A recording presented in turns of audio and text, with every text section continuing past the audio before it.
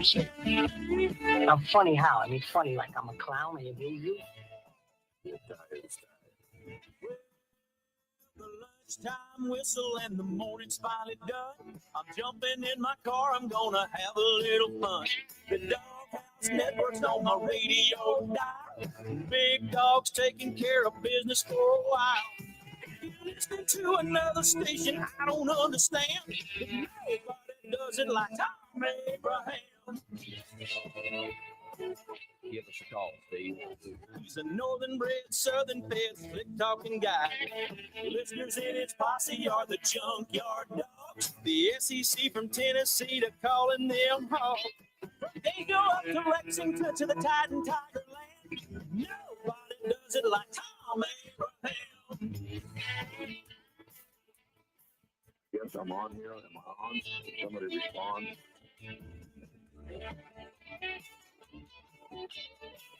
Hey, good afternoon, everyone. Welcome to Throwback Thursday in the Doghouse. I am your host, Thom Abraham. So glad that you are with us. And, John Madden today would be 89 years old. The great John Madden would be 89 years old today. So in honor of his birthday, we're going to roll you with all classic NFL films music on the show today. Somewhere in there, you'll get "The Autumn Wind is Alright." But, he was more than a video game guy for you youngins out there. Long before he was a broadcaster, long before, Madden. What was the first Madden? Was the first Madden? I wonder what was it? What was the first Madden? Madden 07, Madden 04, Madden what? I don't know what the first Madden was. It just Madden back in the day? Is it just Madden now? Is like Madden 26 coming out this year? I mean, do they still have the number? I don't know. I know a guy who knows. My boy Jumpin' Joe Hunk. I know that he knows. He'll tell us about that in just a moment. We do welcome those of you that are watching on X and on Facebook and on YouTube, WZZN TV. Check that out. If you haven't checked that out yet, make sure that you check that out, and I'll make sure that I get it retweeted here in a moment. That's my bad from my own X spot as well. And we also welcome those of you listening on the apps as well. Your lines are open at 256-576-4977. It's 256-576-4977. That'll get it done for you, get you into the show. You can also text the show at 7329TA show, 732-982-7469. That is a great way to communicate with us. Now, my personal X feed is at Thom Abraham Show, and if you go there now, you will see the show there because I have gone ahead and retweeted that thing. By the way, speaking of the text window, let me get this out there. Got a text from the Philip. We haven't heard from the Philip in a while, and I was really getting nervous. And I started reaching out to his cousin is on Facebook, and she, I can usually try and get an update from her. She hadn't heard from him in a long time. I started getting very nervous, to be honest with you, because I know he had some health issues and so on. Well, he's alive. I got a text from him earlier. He's like, does this still work? And I'm like, yes, it works. I haven't heard back from him since then. Coming up on our radio show today, Josh Caray is back for some country hardball talk at the bottom of the hour. He, of course, is the voice of the Trash Pandas, but also is a great source of all things baseball. We'll get that in there as we do each and every week now that it is baseball season. And we are going to hear from our bracket challenge winner, the night bracket challenge winner, Jeff Anderson, who was shocked that he said never wins anything. And he was shocked. And Jeff Anderson, later on in this hour, will reach out and we'll talk to him for a moment as well. In the highly sought-after second hour of the show, author Michael Arkush will join us. He has a new book out, The Golf 100, a spirited ranking of the greatest players of all time. This is a brutal undertaking, and it's perfect with today being opening day of the Masters. It is absolutely perfect timing to talk to him. He gave it a shot, ranking the top 100 golfers of all time. Arkush has written books on Phil Jackson and Scottie Pippen and Sugar Ray Leonard and more. He's written like 16 books in all. Okay. This is a distracting couple of days for me, and it happens every year on the Masters. I wish it was just the Masters and nothing else. It should be just the Masters. Nobody else should do anything when the Masters is on, when it's Masters weekend. But my other employer, the folks at Bassmaster, those guys in their infinite wisdom decided to have an elite tournament this week, a Bassmaster Elite this week for the Pasquotank River, which is over there on the shores of North Carolina into the ocean and everything else. And they've got a tournament going on. So I've got on one device in the studio, I've got that thing going on. And that's full coverage of that deal because I got to know what the heck's going on. I got to report on this thing and peak performance. Classic winner, Easton Fothergill. Easton Fothergill. The one thing you have to pay attention to when he called the 4-8 at 12 o'clock, he said, "Oh, we're about to catch him now." I figured him out, and sure enough, 40. That's what TV coverage of a fishing tournament sounds like. By the way, 2.1 million on Saturday. TV numbers. At the from the Classic, 2.1 million on Saturday, 2.6 million on Sunday. That's more than any baseball game. That's more than any NBA game. That's more than any of certainly any soccer game, any of that stuff. More than mostly all of the women's games in the in the March Madness chick style. More than all of that. But anyway, I digress. And I am not on this week's broadcast. I'm not on this week's broadcast of this one. Now, in 2 weeks in South Carolina at Lake Hartwell, the next event, I'll be a part of the broadcast team for that one. They've got about, I guess, 6 of us. I guess there's 6 of us and 4 work each tournament. Maybe there's 8. No, 6. There's 6 of us and 4 work each tournament. So I'm off for this one, and I'll work the next one in South Carolina. And the plan is, I'll be doing the halftime show. The halftime show is from 10 o'clock to 11 o'clock Central Time, 11 to noon Eastern Time. So the plan is for me to do this show from South Carolina after I do the TV stuff with Bass. So anyway, that's I digress. But I've got and I posted a picture, by the way.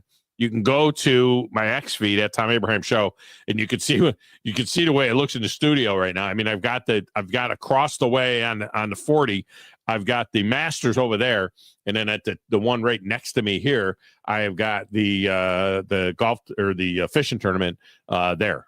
So it's very distracting, and I got work to do. I'm trying to get all this work done that I've got to do on top of all of that. So it's a grind. Interesting note from the Masters, the young guns, the guys that we thought would succeed Tiger and Phil as the needle movers, not the most recent young guns, not the Scotty Schefflers. We'll see what the future holds, for those guys, the Xander Schauffele's and, the current group of guys, the John Rahms and, the guys from the Live Tour, Brooks Koepka, all those guys that really would like to come back to the PGA Tour. And remember, the Masters, the 4 majors have nothing to do with the PGA Tour. If you're wondering, well, wait a minute, how come they let them play in this and they don't play in a regular PGA Tour event? The 4 Masters are exclusive from the PGA Tour. These are their own tournaments. The Masters is an Augusta National thing. The U.S. Open is a USGA thing. The Open, the British Open, is a Royal and St. Andrews, St. Ancient, whatever they call that thing. That's their thing over there. It has nothing to do with the PGA Tour. The PGA Championship has nothing to do with the PGA Tour. The PGA Championship is the Professional Golf Association of America. That's different than the PGA Tour. Okay, that's a different animal than the tour. Okay, so anyway, I digress on that as well. But anyway, the young guns, the guys that we thought that would succeed Tiger and Phil as needle movers were Rory McIlroy and Jordan Spieth. And Rory won 4 majors by the time he was 25 years old. Hasn't won one in the last 11 years.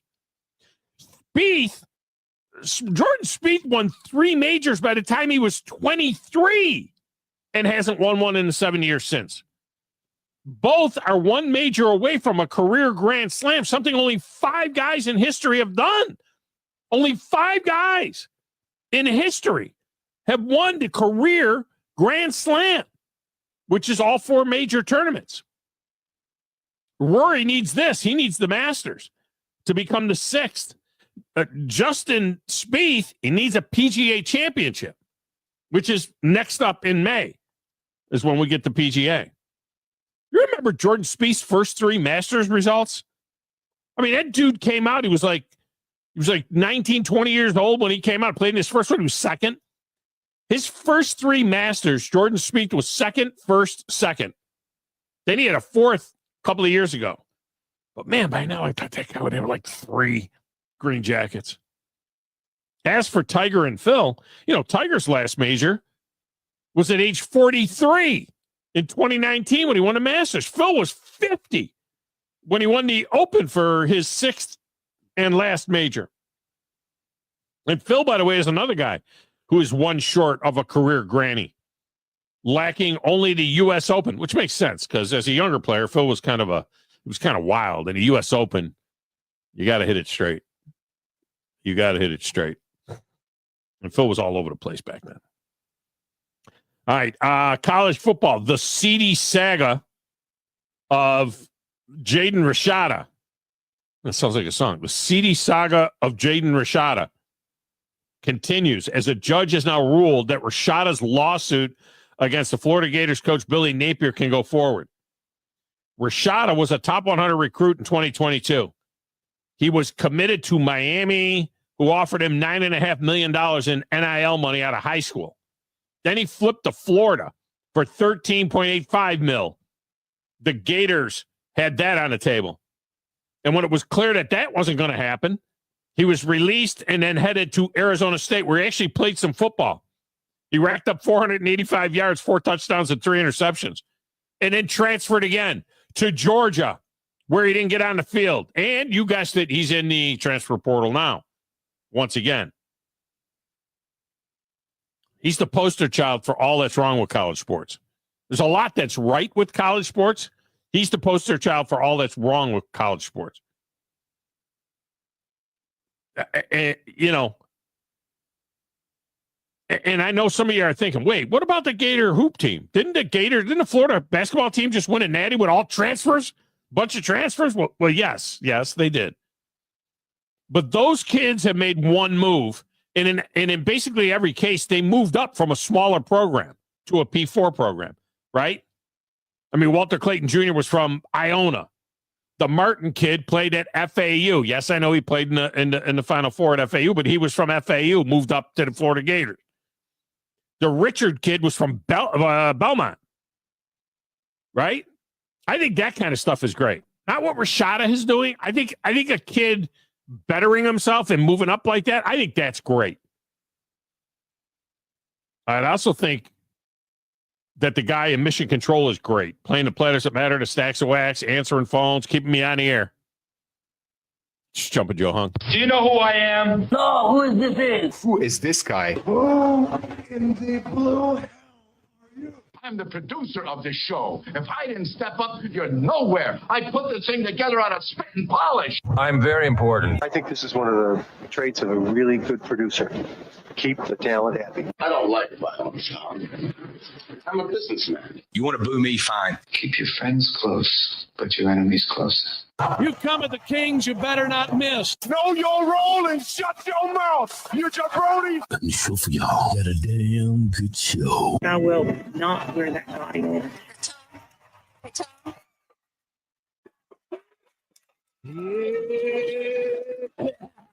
Joe, how you doing today? I am doing very well, sir.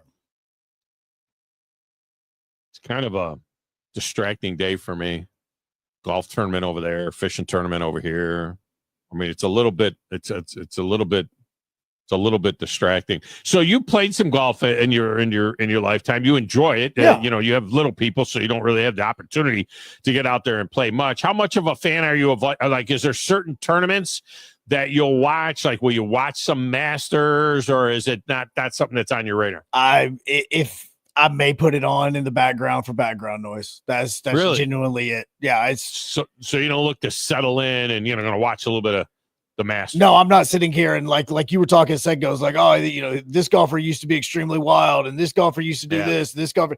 Yeah, no, I genuinely like. I had tickets to the final day of the Masters one year, and I gave them away. What? Yeah. Oh, that's bucket list, man. That is absolutely bucket list for me. Yeah. How did you get tickets? They were given to me, and they were like, "Hey, if you want to be, here you go." I was like, "All right." Well, and I was paying attention to who was on the leaderboard, and being that everybody that I would have liked to actually wanted to watch for 18 holes weren't doing well, have already gotten cut. I was like, all right. I just gave it to one of my buddies. I just want to walk the grounds.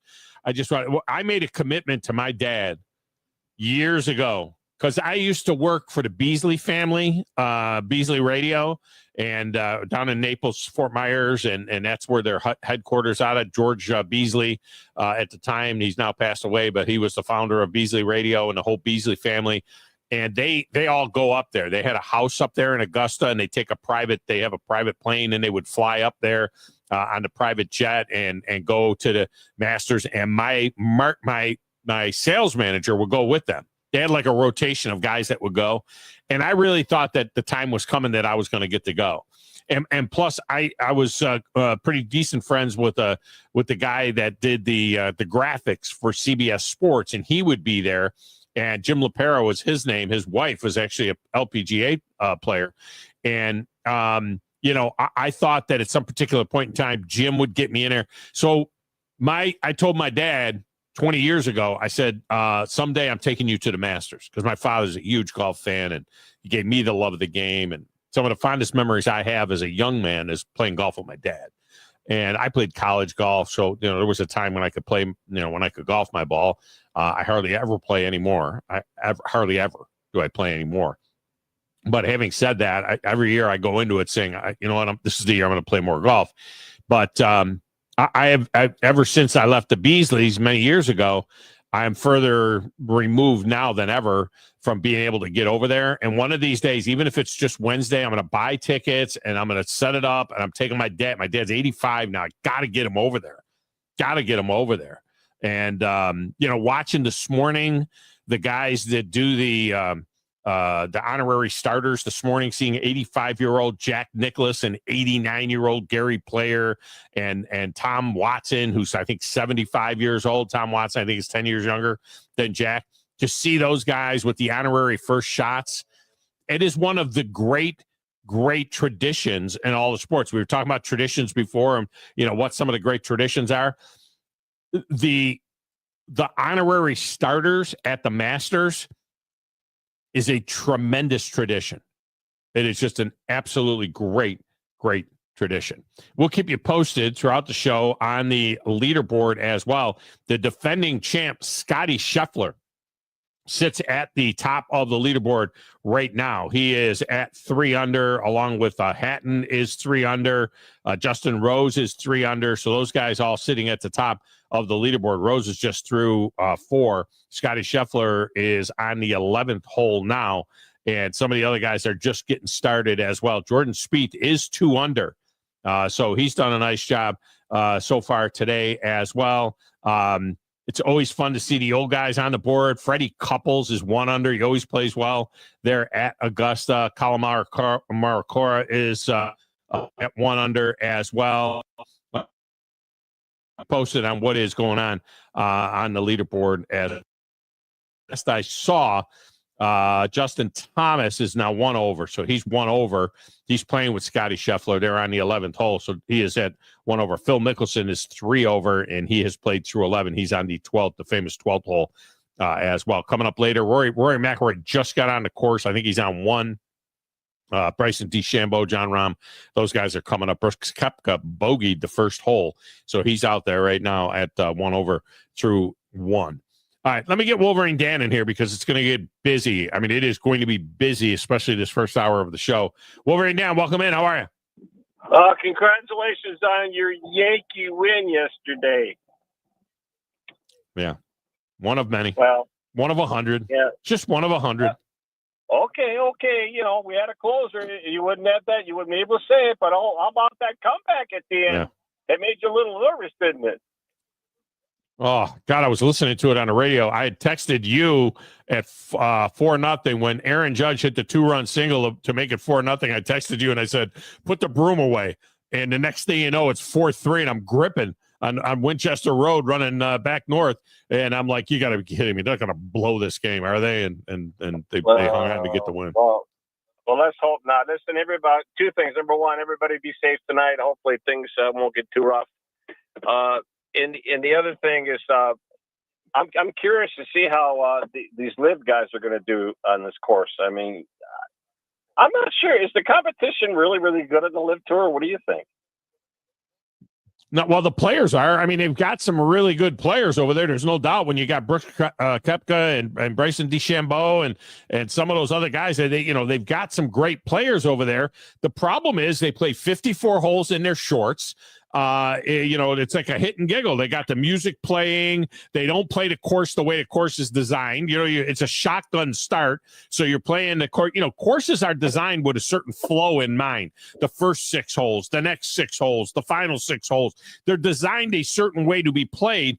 They go out there and they play shotgun like it's one of these hit and giggle scrambles, that we'll be playing these charity events. So it's hard to determine, how those guys hold up when they get to a regular event that's 72 holes with your pants on and no music, and you're playing the course 1 through 18. It's a different animal. Yeah, well, I agree with you there. And a little note here. I got done playing golf with the guys today, and I don't know if I could do this, but I don't think this is a sponsor, and I'll say it. Sunset is like a Monrovia with the airplane next to it. That's about it. Yeah, Sunset is it's a great place to go work on your game. Wide open. That's it. I mean, it's absolutely wide. I mean, you can hit the ball anywhere at Sunset. Who used to love Sunset, played there all the time, was Sooner Joe. Sooner Joe, who's still in the market from what I understand. Yeah. Hey, speaking of playing, every year you always say, yeah, we'll do it. Come on, Tom. You got to get together. Get Larry I got to with Tim. Let's go. Come on. I got to do it. I got to get out there. I got to do it. I told my wife I'm selling my motorcycle. That's what I told her. Now, I haven't done anything to sell it, but I did tell my wife I'm going to sell my motorcycle because I told her, I said, how much free time do I have? You would think at a guy that's 64, I'd have all kinds of free time. I don't. All right. I got too many things that I got going on. So, and I like being busy. I really do like being busy. But if I have free time, I either want to be on the water, and my second choice would be to go swing a golf club. Those two things. So the third thing would be to get on that motorcycle, and I'm not on that motorcycle very often, and so it's just not worth what it costs me every month, the insurance and the payment and everything else. So I think I'm going to sell my motorcycle. I hate to say it. Okay, well, don't hate to say it, because that way you can play golf. Now get together with us. We'll go out to Bear Trace or something. Come on. Well, yeah, we need to do it. All right, man. See you later. There. It's a good job, you.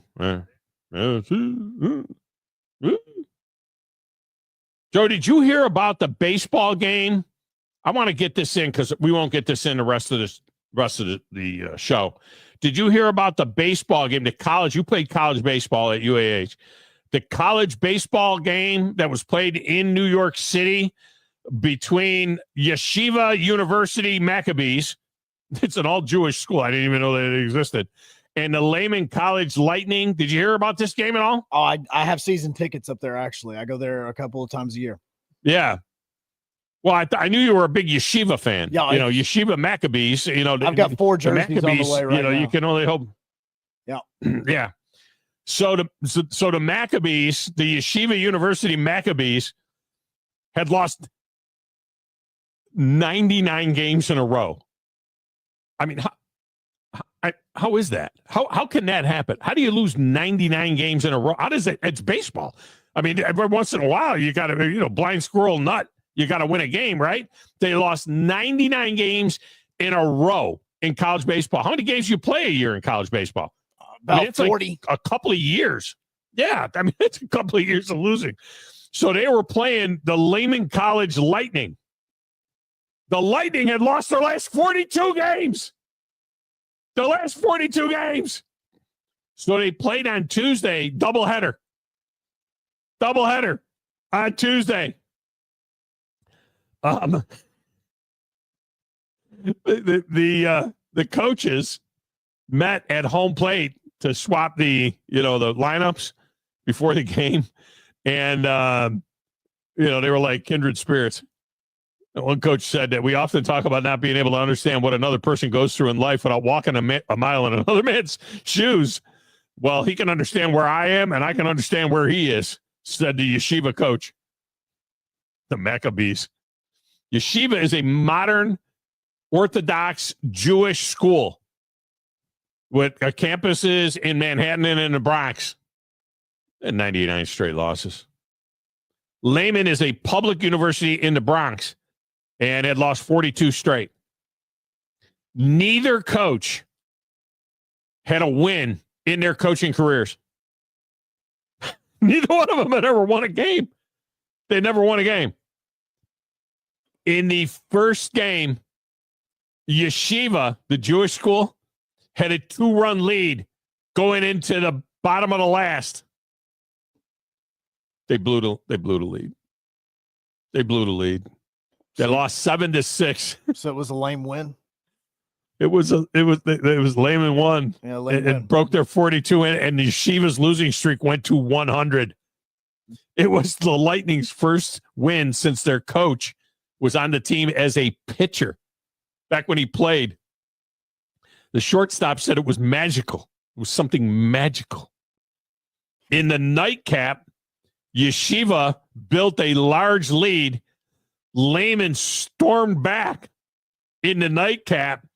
But for the first time in more than 3 years, the Maccabees held on to win 9-5, much to the thrill, it says, of a rowdy Yeshiva fan base. The Yeshiva. This one fan. No, you should see the video of it.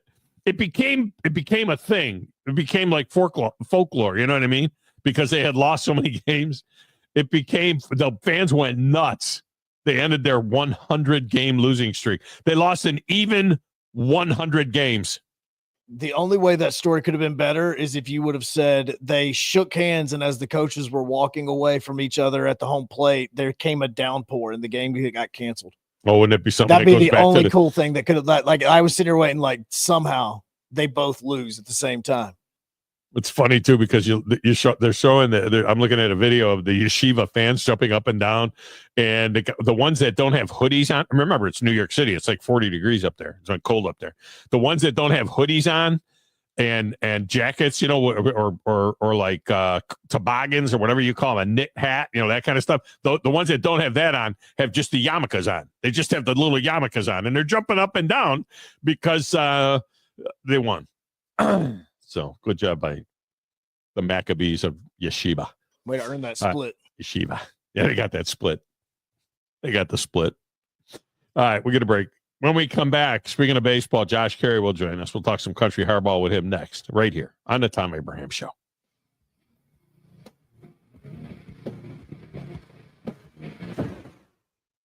By now, you know about Eagle Masonry and Insulation, and maybe you know that Eagle also does landscaping and dirt work. But how about after paint work? Shower doors, shelving, and mirrors, all taken care of by Eagle, the same Eagle that takes care of all your masonry, insulation, and landscaping needs. Eagle brings the same level of expertise to all these disciplines, and they're ready to provide you with a free quote. The website is the same, insulatewitheagle.com, as is the phone number, 256-755-1556. Give them a call and see what Eagle can do for you. Eagle saves you time. Eagle saves you money. Mike Rowe here with a quick question. Have you noticed a musty smell in your home? I hope not, because damp smells mean that you could have a crawl space problem. That's where AFS comes in, a groundworks company. They can honestly assess your situation and create a plan to waterproof your crawl space and get to the root cause of the problem. Schedule your free inspection at afsrepair.com/row. And while you're there, check out my latest dirty job. It's a good one. Licensed in all states where work is performed. See website for details. Would you call a plumber for a root canal? The same goes for selling your timberland or farm. Choose someone who understands your property and can help you on the front end so you can capitalize on the back end. I am Bo Butler with Southland Realty and Auction. As a guide, I have put many hunters in position to take a shot. It's time for you to take your shot. Let's talk about putting you in position to sell your property. Call me at 256-609-0512. Remember, Bono's Land. This is Steve Moulton for Lee's Magic Tunnel. Do you live out of your car? Does your car look like you've been well lived in? Then take your vehicle to Lee's Magic Tunnel, located on the Parkway. Any size of the vehicle, it doesn't matter. Lee's will get it clean. Offering many types of washes, but getting it clean inside and out. Ask for the manager special. That's at Lee's Magic Tunnel, located on the Parkway, and located online at leesmagictunnel.com for more information. Talking baseball, Lazuski, Campanella, talking baseball. The man and Bobby Fella, the Scooter, the Barber, and the Nuke. They knew them all from Boston to Dubuque, especially Willie, Mickey, and the Duke. Well, Casey was winning, and Aaron was beginning. And this segment of the Thom Abraham Show is brought to you by Owen Home Appliance Center, where this spring it's time to bloom into savings at Owen Home Appliance Center with a new shipment of scratch and dent items at the Somerville location, like the side-by-side refrigerator with water and ice at only $699. Or you could head to the interactive location in Lacey Springs and get the latest in appliance tech. It's time for a little garden and grilling season, so you might want one of these 21 cubic foot upright frost-free freezers for just $7.99 at Owen Home Appliance Center. Quality products, quality pricing, quality service at Owen Home Appliance Center. By the way, Owen Home Appliance Center is donated a pizza oven to be part of our big raffle at the golf tournament coming up on April 21st. Okay, April 21st is the charity golf tournament out at Cherokee Ridge, and everybody who buys a super ticket will be in the drawing as well for a number of things, but also for the pizza oven from Owen Home Appliance Center. So we thank them for that. All right, it's anime night down at the ballpark tonight. This is something that Josh Caray was really pushing for because he was like, look, we got everything up. We haven't had anime night. And I think I have it on inside information that this is Caray's idea. And he joins us now on the Neighbors Wealth Management hotline. So Josh, you said, hey, we got to have an anime night, right? No, I wish I were that brilliant, Tom. But no, we've been wanting to do this for some time. Anime is a popular thing amongst the younger generation, and that's what we're trying to reach out to. And we hired a marketing associate named Morris Morioka, who comes from Tokyo. So he's been helping us out with that, and it should be a lot of fun tonight. The team will look different, but it'll still be the same guys. Does that jersey? I'm looking at the jersey, and the jersey's kind of peach colored. If the website is correct, the jersey looks like it's a little bit reddish peach type color, a rose color, maybe, if you will. And it has writing on it in Japanese on the front, and it just has the tail, the Trash Panda tail. I assume that says Trash Pandas. I mean, did Morris design that? I mean, it says Trash Pandas, I would think, in Japanese on the jersey. Is that right? Yeah, I mean, he was partially responsible for designing it, as was linking up our marketing director. But I mean, you see the flowers on the sides of the jersey as well, and that's all a take on what some of these Japanese uniforms look like, and a take on that Japanese heritage as well. So, yeah, he's had a little bit of input into it, and it looks really nice. I've actually seen these up close, and they're probably one of our better alternate jerseys that we've had in our 5 seasons here. The number on the back, I would assume, is it's not like in Japanese, right? I mean, you'll be able to know who it is, right? They got like regular numbers on. Yeah, I've seen the numbers. They actually have the regular number on the front of the jersey and the back, which is a good thing, because otherwise we wouldn't be able to tell who's up the plate at the plate. No. So it's going to help us out a little bit. Actually, when we do those, Major League Baseball requires that there be a numerical number on the jersey. So that'll help. That'll make things easy. Have you ever actually seen an anime movie or show yourself? No. I've seen bits and pieces of a cartoon. I don't get it. I don't understand it. I don't get it. But there's a whole wave, of people, your kids' ages who understand. So God bless. my youngest son who used to work there is into the anime or was into the anime stuff, and he's like back about 5, 6, 7 years, I don't know, maybe 7 years ago or something like that. He's like, Dad, you got to see this stuff. It's really cool. And so we watched this movie, and it was like, Joe, you would know it. You're probably into the anime stuff. It's like When the Wind Rises, or it wasn't Cowboy Bebop. It was some When the Wind. Yeah, he's trying to talk to me about this as well. The only anime that I watch, because this has been a thing on our show, is a show called Mix, which is about a high school that is trying to make it to the Koshin. That's the only anime show that I watch, and I'm actually watching that right now. Oh, okay, good for you. Good for you. And it's because I promised your son that I would watch one just to give it a chance. Yeah. But what does he think? What do you think of it? Oh, the show itself is actually fantastic. Now it's English voiceover because, truth be told, I watch while I'm driving, so I can't really do like subtitles because that just doesn't work when you're trying to drive. Yeah. But the show is actually really cool because, I mean, it's about a high school that is trying to get to the biggest high school baseball tournament in Japan, and it's a really deep story that I actually do like. Like, I will try another baseball anime show. I'm not sure about all anime, but I'll at least try another baseball one after this one's done. It's just weird. I don't get it, so. When I was a kid, we used to watch some Godzilla movies that come over from Japan, and they would have the English over the top of them, and it would be like the mouth would be moving one way, and then it would the Bruce Lee movies were like that. Yeah, remember that? Sure. Yeah. Funny stuff. Well, rarer than anime night at the ballpark is a cycle at the ballpark. How about Cole Fontenot with the cycle a couple of nights ago in the victory over the Knoxville Smokies? Still kind of hard to say that, but had you ever called one of those before?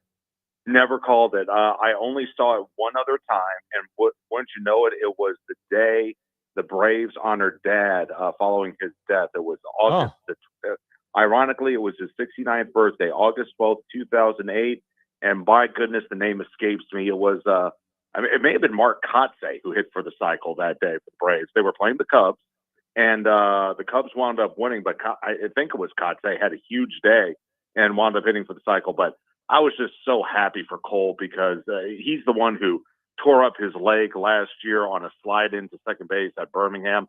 He would have played in the major leagues given what was going on with Anthony Rendon and some of the issues the Angels were having at the hot corner, and it just didn't come to be because of his injury. But it's so good to see him bounce back, and hopefully if he can continue on this track, he'll get a shot in Los Angeles by the end of the year. Yeah. Josh Caray with us here talking a little baseball here. All right, so the Braves they dropped one last night to the Phillies after they got that stunning win, an inspirational win, if you will, 2 nights ago. I thought, well, maybe this will be a little bit of a turning point, but they drop one here to the Phillies. But in all fairness, at 2-9 now, and again, it's 11 games in, but these games count just like they do the last 11 games. It counts just as much as the first 11 games. But having said that, really, when you look at who they've played, what a grind to start the season. I mean, you when you look at outside of the Marlins who are playing 500 ball anyway, I mean, they've played arguably the 3 best teams in the National League with the Dodgers, the Padres, the Dodgers, and the Phillies.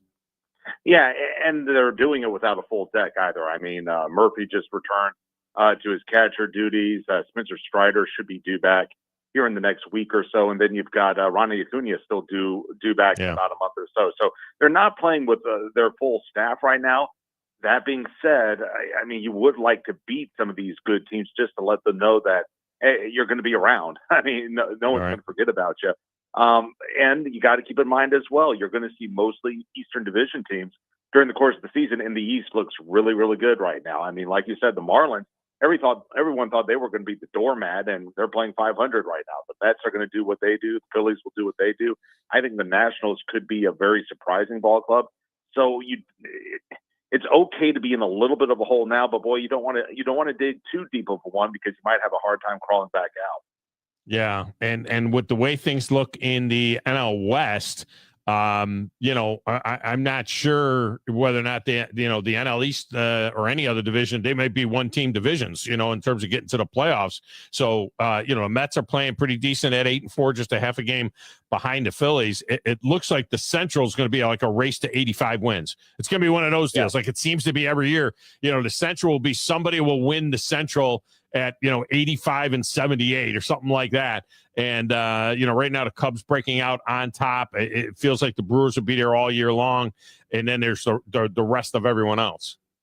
Yeah, I mean the Central is going to be that's going to be probably the one-team league. Although the Brewers and Cubs are both going to be pretty decent, and you don't know what's going to happen with the Giants as the year goes on, or what will happen with the Mets as well. I think the Marlins will certainly tail off, but you still got a long way to go. But I think the thing that concerns me about the Braves specifically is just the lack of hitting. You knew that when you got Matt Olson, you were maybe taking a half step back from Freddie Freeman, but he's not going to be a 300 hitter, right? He's going to be a guy who's going to hit about 250, and he's going to do his job, but he's one guy. And there's not really that big name that you can really hitch your wagon to, with the exception of Ronnie Acuna. And when he comes back, let's face it, it's going to take him a little while to get used to playing baseball again, just because of what happened to him last year. It's not like he's going to come out on the field and dominate immediately. So there is some concern there, but you do have time. And as we all know, Alex Anthopoulos, he waves a magic wand, and he has an ability to make some shrewd moves, especially at the trade deadline. Right now, you just kind of want to tread water a little bit, and we'll see where they are in about a month, and hopefully they can be about the 500 mark by then. And when you look out west, the Dodgers, who we thought might go 162-0. I mean, they broke out like that. It was like, okay, they're going to go undefeated. Now are 10-4, and literally in third. It's just hilarious to look at the standings and see the Giants ahead of them. Now they got a couple of games in hand, but the Giants are 9-3, and the Padres 10-3 with the best record in all of baseball. And you get the sense that maybe the Padres, maybe this is legit. I mean, I know it's a good start, but it kind of feels like the Padres, might be there all year long. Yeah, when Juan Soto was there was so much attention on them. I wonder if that may have impacted just kind of the chemistry in the clubhouse. Now, they've always been good, but you never really saw them as a true World Series contender. And then they went out last year and they had put up a good fight against the Dodgers before coming up short. That's a team that's kind of come along, and they've really stuck together for the most part as a team over the last 3 or 4 years. And now they just look to be a team that's ready to make that next step. That bullpen from last year, that most of those guys are returning, and they pretty much made it a 5-inning game. If you can get through the 5th inning with a lead for San Diego, you feel pretty good the rest of the way. That's going to be a very difficult ball club, and they play in one of the best atmospheres in baseball. I mean, right now the Padres are the only major league team in San Diego, and so that entire city rallies around them, and it makes for a very unique environment that not a whole lot of clubs have right now.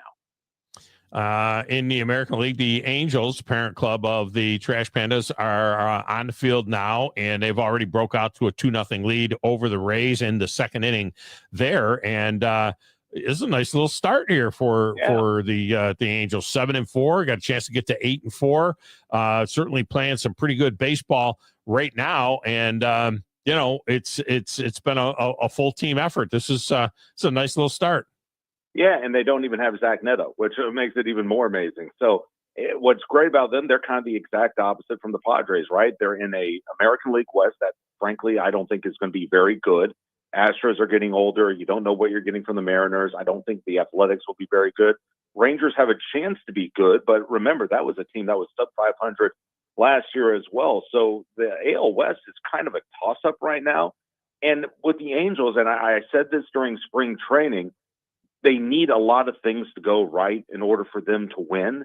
Right now, everything is going right. The guys who you needed to come back and perform and do well are doing exactly that. Their starting rotation is solid.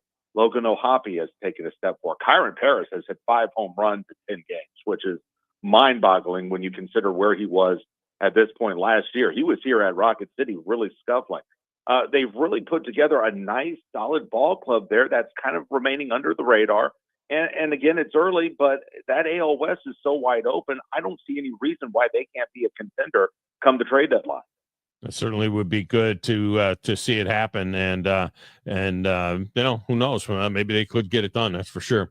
Always a pleasure to talk baseball with Josh Caray. Josh, I appreciate you. Have a great weekend at the ballpark. A lot of doings going on, and anime night tonight. Hopefully, weather stay clear and everything will be fine, and we'll get these games in. But I appreciate you as always. All right, konnichiwa. Konnichiwa. Good job by you. That's a great job by him. He's been practicing probably for the broadcast. Of course, you'll hear the game on, you can listen to it over there on Talk Radio WCZN tonight. All right. When we get back, Jeff Anderson, he won the bracket challenge, the WCCN bracket challenge. So we will talk to him, brought to you by Talent Heating and Air. We'll talk to him coming up right after this, and right after I tell you that TOC is your place to go. If you got an orthopedic problem or if you're considering professional care, TOC is the only logical choice. Work-related or otherwise, it's TOC. Stay in a game with TOC. Back in a moment with Jeff Anderson next.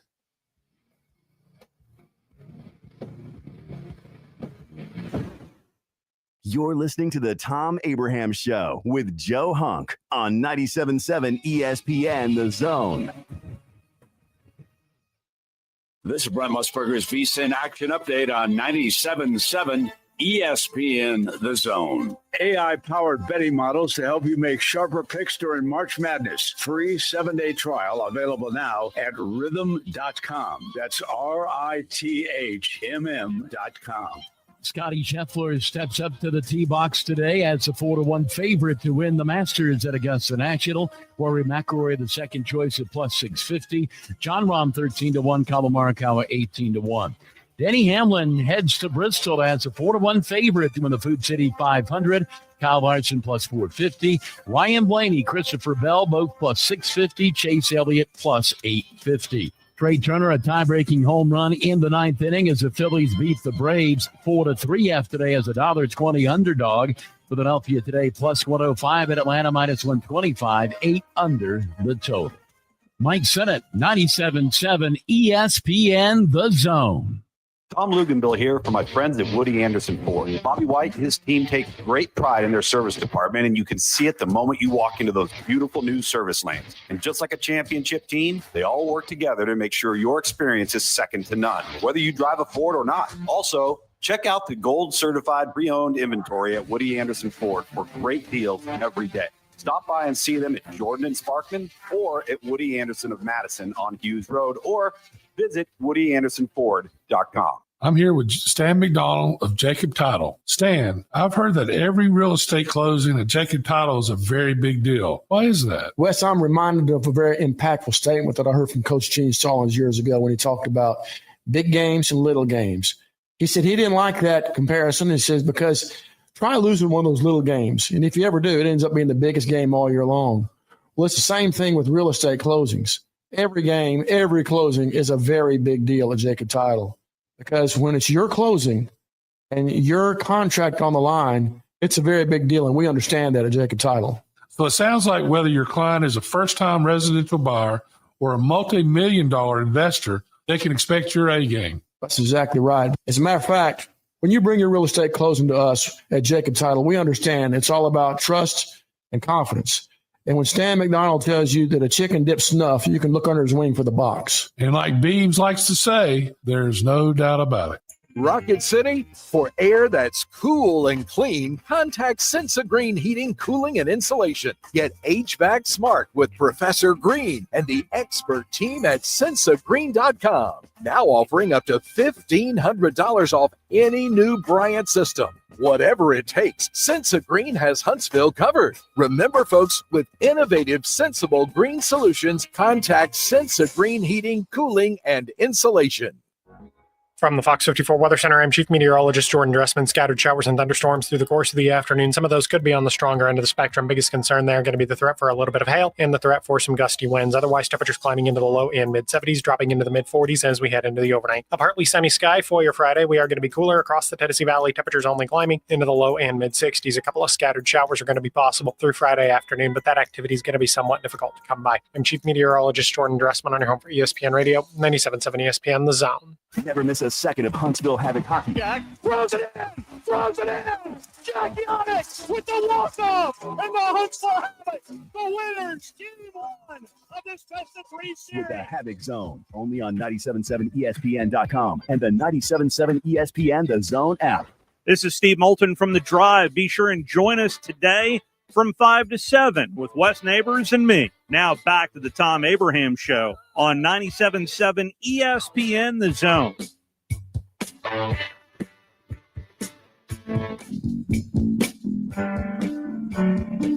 Nice. Jack Giannis with the game winner last night in OT for the Havoc. As they now will try to finish that thing off on Saturday night in Evansville, on Friday night in Evansville. If they can't, they've got Saturday night back at the Iceplex to try and get it done there. The guy that got it done in our bracket challenge, which was presented by Talent Heating and Air, is Jeff Anderson, and he joins us now for a couple of moments from his home in Madison. Jeff, welcome in. Congratulations, man, on getting a win. Hey, Tom, I appreciate you having me. Thank you. So tell me the method of the madness. You're some sort of a basketball savant, a genius. You do this all the time. You know, with these brackets, hitting 90% of the games and all that stuff. I wouldn't say that, but I filled out 25 brackets on ESPN. No, you did not. 25 different brackets? I did. Oh my gosh! Of course, I can only enter one into your group. Yes. Yeah, we were one. One. Yeah, was that the best one of all the brackets that you entered into the ESPN? That was my best one. My worst one was only 300 points. All right. Well, that's good stuff, man. And so how many of them did you have Florida winning at all? I had Florida winning 10 of them. Okay, so you Florida really was my main pick. Of course, I'm an Alabama fan, so I had some Alabamas winning.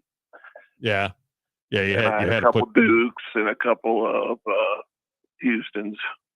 Yeah. And I think one Auburn. Did you have Florida beating Houston in the final? Did you have them both in the final? I did, yes. All right, that's great stuff. All right, well, have you ever won something like this before? I have not. This would be the first time. I've played the ESPN Bracket Challenge for many years and haven't come close, usually in the millions. Well, we've got a nice prize package for you.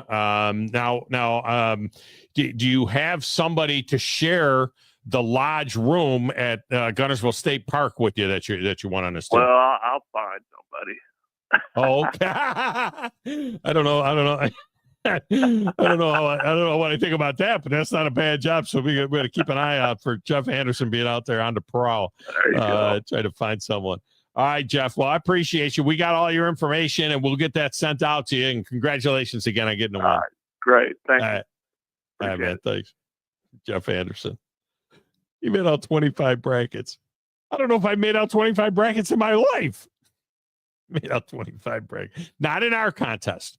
Not in our contest. We don't want anybody to think that, something, was going on that was, untoward. We don't want you to think that. And by the way, I know they had one of these, ESPN Winchester had one of these as well. Not a bad job by their winner, but their winner wouldn't have been in the top 5. Okay. Winchester, your winner wouldn't have been in the top 5. In the Huntsville bracket. I'm just saying, okay? All right, our listeners, it's just to a different level. 1640 got the win on the WCDT bracket. 1770 for the win on the zone bracket. All right, we're going to break in here. When we come back, we'll set you up. Well, we are setting you up now. Hour number 2 is on deck. Michael Arkush is in there as well, but we're open lines to start hour number 2 next, right here on the Thom Abraham Show.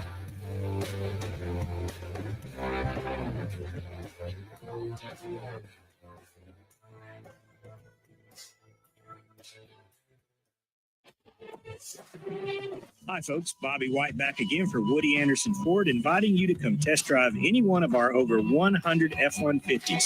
From rock-solid, dependable work trucks to our state-of-the-art Platinum Series, we've got an F-150 for you. Test drive one today, and you'll understand why the F-150 is the best-selling truck in America, going on 48 years in a row. Just as successful offenses and defenses are built on teamwork, Woody Anderson Ford is powered by our people. Our sales and service teams are well trained to save you time and money. And because we want your business again and again, no one will work harder to earn it. Our mobile service teams come to your home or business for oil changes, brake work, tire rotations, and more. And the great thing is you don't pay extra for it. We come to you with mobile service at no extra charge. Proud to be local, family-owned, and at your service for over 62 years. Woody Anderson Ford, Alabama's F-150 Superstore. The sound of the organ. The crack of the bat. It is gone. The sight of watching the ball go over the wall. And the taste of peanuts and Cracker Jacks. There's nothing like it.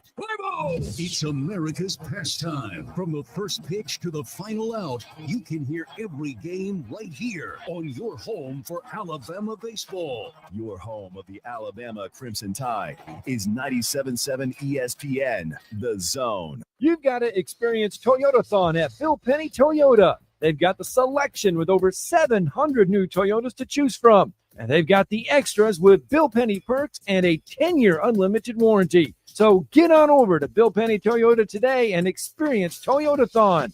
Bill Penny Toyota in Huntsville and online at BillPennyToyota.com. Bill Penny's Toyota 10-year unlimited warranty is valid through the 10th year of ownership. Valid on new vehicles only. See dealer for details. When you call most roofing companies, all you'll hear is, "This is Sports Center."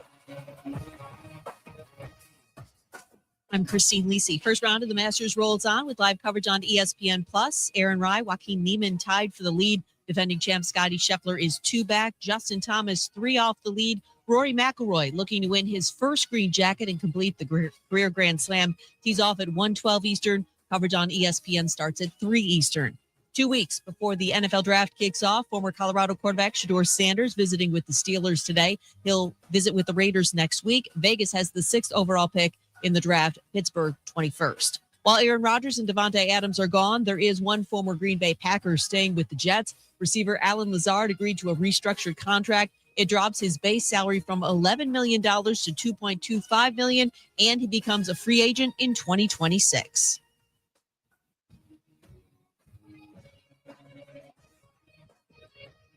WCZN, Union Grove, Huntsville, Alabama. 97.7 ESPN, The Zone. Specializing in simple and affordable rentals, McCurry Van and Car Rental can make sure you have just the right vehicle for your next family vacation, weekend getaway, or if you just need transportation while your vehicle is being repaired. McCurry carries Ford Transit vans and Mercedes Sprinter vans, trucks and work vans, and more. And they offer discounted rental rates for long-term rentals. Now with 4 locations: Athens, Muscle Shoals, Coleman, and Huntsville. Log on McCurryRentals.com to make your reservation now. That's McCurryRentals.com.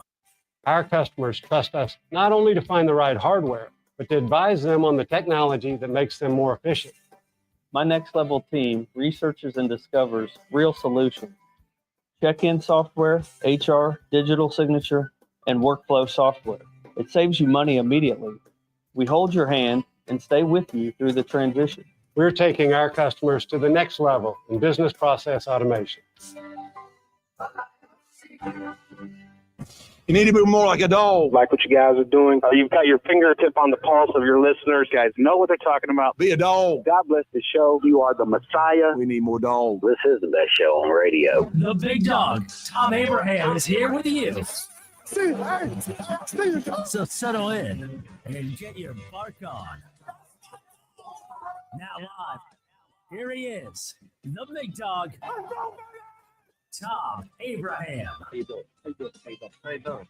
How you doing? How you doing? How you doing? How you doing? Look, I don't speak Spanish. I don't know how to say this, so I'm going to choose my words very carefully. I think you're a psycho.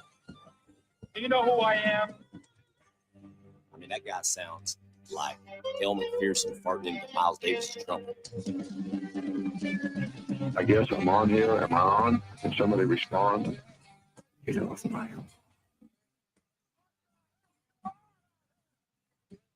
I have to drag my Yankee ass out of here.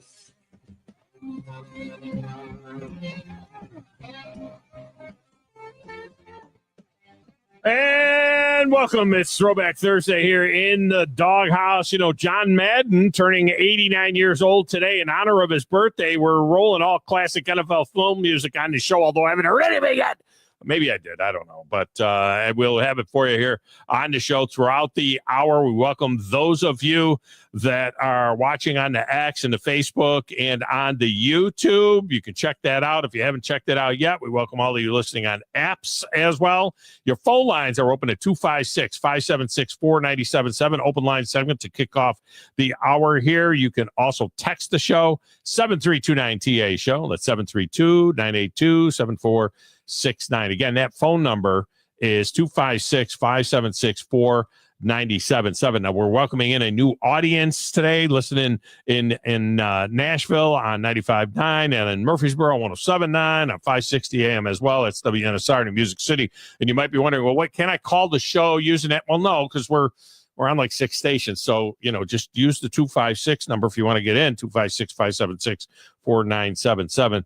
That will get you into the show. Our flagship station, of course, is 97.7 The Zone in Huntsville. And we're also on WCDT at Winchester at 1340 on the AM dial and on 106.9 on the FM dial there as well. Now, coming up in the next segment of the show, Michael Arkush will join us. He is an author that wrote the book, The Golf 100, a spirited ranking of the greatest players of all time. A brutal undertaking, but he gave it a shot, and we'll talk to him about that. It felt like it would be appropriate to do it today, as it is opening day at the Masters, with Terrell Hatton now at 4 under par through 12 holes, has the lead. He birdied 12, which is a feat in itself to get that done. Colin Morikawa made an eagle at 13, and he is now on the 15th hole, and he is at 3 under, a shot back. Scotty Scheffler is at 3 under. He's a shot back. He's on 13 right now, so look for Scotty Scheffler to be able to make a little bit of a move possibly as well. Also at 3 under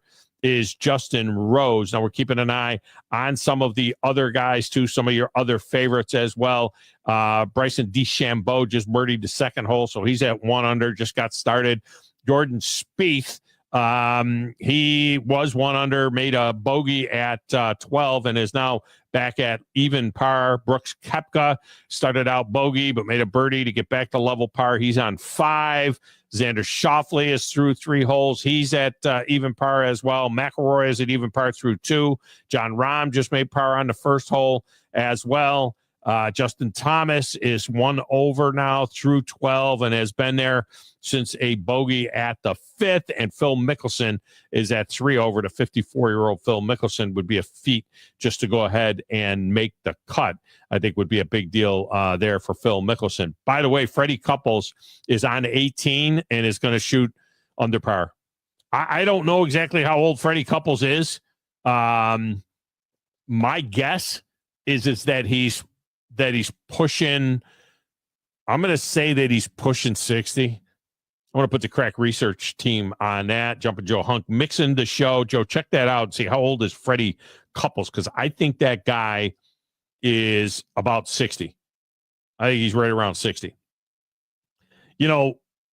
Tiger was 43 years old when he won his last major. And let's just go ahead and say that his last ever major. Phil was 50 years old when he won his last major. The guys we thought would be winning majors, on a regular basis, now, Rory McIlroy and Jordan Spieth, Rory was, 25 the last time he won one. It's been 11 years. Spieth was 23, and he had already won 3, and he hasn't won in 7 years. Both those guys are one major away from the career Grand Slam. which only 5 guys have done in the history of the game. Rory needs to win a Masters. Justin needs to win the PGA Championship. Did you think by now that Spieth would have had like 3 of these green jackets, maybe 4? I mean, he started out his first 3 years in the Masters. He was second, first, second. He was 4th a couple of years ago. I thought he'd have like 3 or 4 green jackets. By the way, you get 1. All right, you get 1 green jacket. And if they need to, they will replace it if you get skinnier or fatter or the size changes, whatever. The ceremony that they do in the Butler cabin, they just snag one, unless you already have won one. If you've already won one, then they use yours. But like last year when Scotty Scheffler won, they just go like, what size are you? I'm a 46 regular. All right. And then they just go in there and they just snag one. Somebody else's. And they put that on you. You get to keep your green jacket for the first year that you win it. Great traditions. One of the great traditions in sports. Just like the honorary starters. But you get 1 green jacket. Jack Nicklaus does not have 6 green jackets. Now, he might have 2 because Jack was fat when he won his first one. And then he got much thinner when he won some others. So maybe they might have said, hey, bring that one back. We'll fit you for a different one. Now, and this just started in the last several years, now you get a replica one to keep after you bring your jacket back. You get a green jacket. They fit you for it. You get a green jacket. You get to keep it for a year. Okay. And remember Phil Mickelson famously saying that he slept in it and may have done something else while he had his green jacket on. You know what I'm saying? But he wore his to bed. Then when you come back the next year, your green jacket gets hung up in the green jacket room, and it stays there. That's it. You don't get any more green jackets. Now the other tradition is that when you win, when you win the green jacket, last year's champion puts the green jacket on you. So when Jack Nicklaus won back-to-back in like 62, they didn't know what to do. Nobody had ever won back-to-back green jackets. So Bobby Jones was still alive. And Bobby Jones said, you know what? Put it on yourself. So that began a tradition. Only 3 guys have won back-to-back. And they just came out and put the jacket on themselves. Here's your jacket. Put your jacket on. It was Jack Nicklaus, and then Nick Faldo did it. And, of course, Tiger Woods. And I think it was 01 and 02 when Tiger Woods did it. So it's not something that happens an awful lot. All right, phone lines are open, 256-5764-97.7. Grok ranked the coaches in the SEC. What's Grok? Jumping Joe Hunk mixing the show. Joe, your social media savant. What exactly is this Grok thing? That is Twitter's like AI. X? Oh, so it okay. So if you can like ask a question of Grok, and then it will tell you something. Yes. So Grok ranked the 16 coaches in the SEC. They asked Grok. They said, "Hey, Grok, rank the coaches in the SEC." And it came back with 15. And you said, "Wait a second, there's 16." No, we all know Hugh Freeze is last. Grok did not make. He's got cancer. I mean, you can't talk about a guy like that. Will that improve his cancer? coaching? Can you? Oh, I don't know, but he's got cancer. You got to be kinder about that. Maybe. Okay. You know, I mean, I'm sorry you have cancer. Coach better. He's not last by Grok. All right. Where do you think Hugh Freeze landed on the Grok list? I mean, seriously, I would put him dead last. So, 15th. The 11th. Here are the guys that are behind Hugh Freeze, according to Grok. Am I saying it right, by the way? Is that how you say it? I've honestly never heard it pronounced, so okay. I can't say if you are or if you're not. Well, it's Grok, so we're going to go with Grok. I mean, that's not even a word. I don't even know where they came up with this thing, Grok. But let's just say who's right behind Hugh Freeze is Clark Lee of Vanderbilt. And I got to be honest with you. I'm not being ugly. I'm not being ugly. Auburn fan, I'm not being ugly. But if you told me right now that I could have Clark Lee at Auburn with the talent that Auburn gets and the money and what Auburn has, if you told me I could have Clark Lee, I would take Clark Lee over Hugh Freeze. 1,000%. I will help Clark Lee move from Vanderbilt to Auburn if he wants me to. I mean, he's 16-33, Clark Lee, at Vandy, while Hugh Freeze is 14-11. I'll take Clark Kent right now. I don't really care. I don't even mean as Superman. I mean, give me Clark Kent, the guy in the glasses. The guy with the glasses. Give me him. Clark Lee was 6-6 last year. And yeah, I would take Clark Lee. I think Grock got that one wrong. Okay. 13th. These are the guys after Hugh Freeze, since he's your guy. 13th, Brent Venables. I would take Hugh Freeze over Brent Venables. Brent Venables as a head coach is a great defensive coordinator. I would take him over. 14th was Sam Pittman, who's 27-25 at Arkansas. Did go 9-4 at Arkansas in 2021. He was 4-8 last year. He's on the hot seat, but I gotta say, I might take Sam Pittman. If I could get Sam Pittman over Hugh, I might take Sam Pittman. 15 was Jeff Lebby. Jeff Lebby of Mississippi State. He was 2-10. And the worst coach in the SEC, according to Grock, who do you think the worst coach in the SEC is, Joe? Normally I would have said Billy Napier, but I can't say that anymore. Yeah, that was going to be my answer. Would be Billy Napier. Well, that's what Grock would say, Billy Napier. But Grock would say Billy Napier. Absolutely. At 15-22. That's what Grock would say. Grock would go with Billy Napier. At the other end of the list, okay, how about Josh Heupel of Tennessee? Where do you think Josh Heupel, who is 38-14 at Tennessee, including the college football playoff berth where they got slammed by Ohio State, but they were 10-3. Where do you think Josh Heupel is in the list of the coaches in the SEC? I would probably say 4. 6. Ahead of Josh, number 1 is Kirby Smart. Well, at least I'm good with that. Yeah. Grock's got that right. Number 2 is Steve Sarkisian. I'm okay with that. This is number 3 best coach in the SEC, according to Grock, is Lane Kiffin.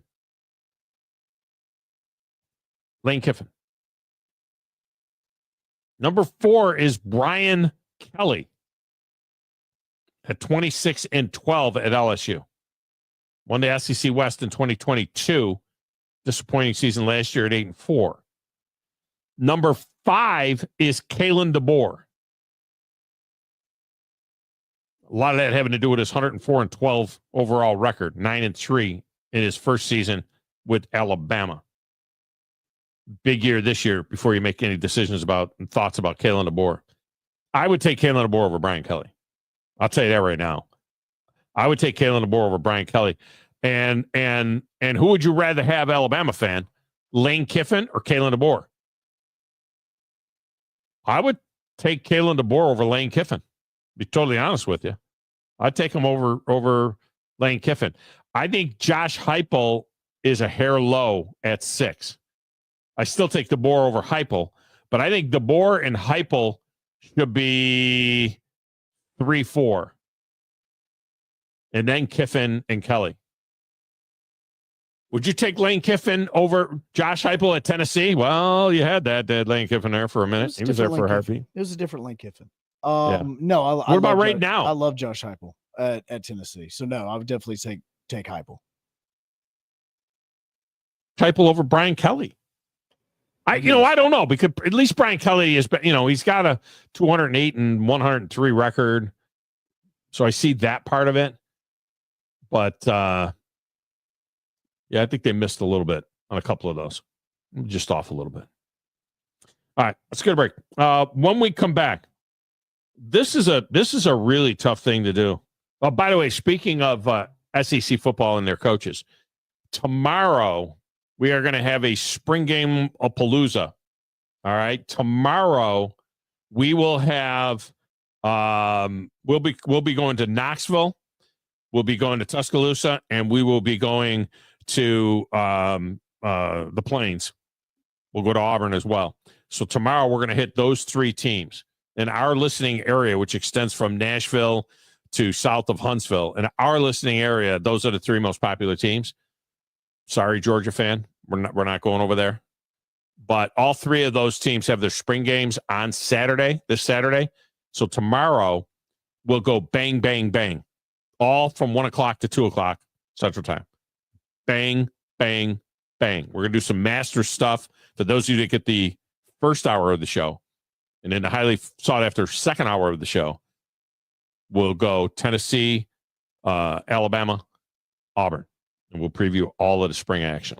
That's tomorrow. So those of you looking for a Friday trifecta, there will not be a trifecta. That's the Friday trifecta tomorrow. Tomorrow, the Friday trifecta is Knoxville, Tuscaloosa, Auburn.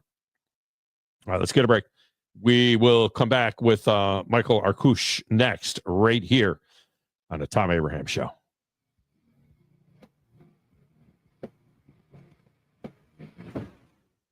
You're listening to the Thom Abraham Show with Joe Hunk on 97.7 ESPN The Zone. This is Brent Musburger's VSiN Action Update on 97.7 ESPN The Zone. AI-powered betting models to help you make sharper picks during March Madness. Free 7-day trial available now at rhythm.com. That's RITHMM.com. Scotty Scheffler steps up to the tee box today as a 4-1 favorite to win the Masters at Augusta National. Rory McIlroy, the second choice at plus 650. John Rahm, 13-1. Colin Morikawa, 18-1. Denny Hamlin heads to Bristol as a 4-1 favorite to win the Food City 500. Kyle Larson plus 450. Ryan Blaney, Christopher Bell, both plus 650. Chase Elliott plus 850. Trey Turner, a tie-breaking home run in the ninth inning as the Phillies beat the Braves 4-3 yesterday as a $1.20 underdog.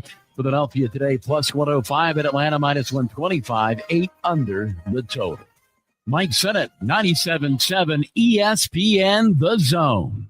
Tom Luganville here for my friends at Woody Anderson Ford. Bobby White and his team take great pride in their service department, and you can see it the moment you walk into those beautiful new service lanes. And just like a championship team, they all work together to make sure your experience is second to none, whether you drive a Ford or not. Also, check out the gold certified pre-owned inventory at Woody Anderson Ford for great deals every day. Stop by and see them at Jordan and Sparkman or at Woody Anderson of Madison on Hughes Road, or visit WoodyAndersonFord.com.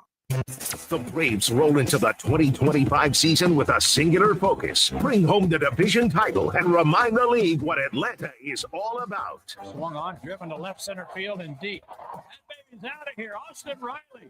Rio to Olsen, and he powers one. Deep right center field to the wall. It's going to fly. It's a home run. Back-to-back homers. 97.7 ESPN The Zone.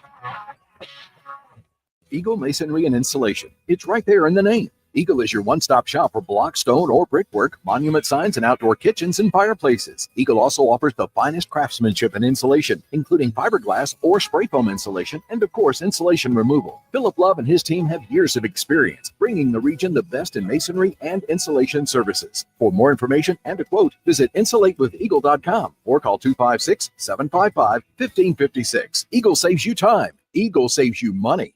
Isn't the story of the prodigal son an amazing story? Basically, a rowdy boy who literally wished his father dead ran away and consumed his wealth with hard and fast living. Yet the father looked for his return every day, and when the boy got tired of eating pig slop, he decided to return. What did the father do? As soon as he saw that boy, he ran to him, threw his arms around him, and killed the fatted calf for a great celebration. Hey, I'm John Dees, pastor of the Cross Point Church. If you're looking for a church home, come see us, smack dab across the street from the YMCA in Madison.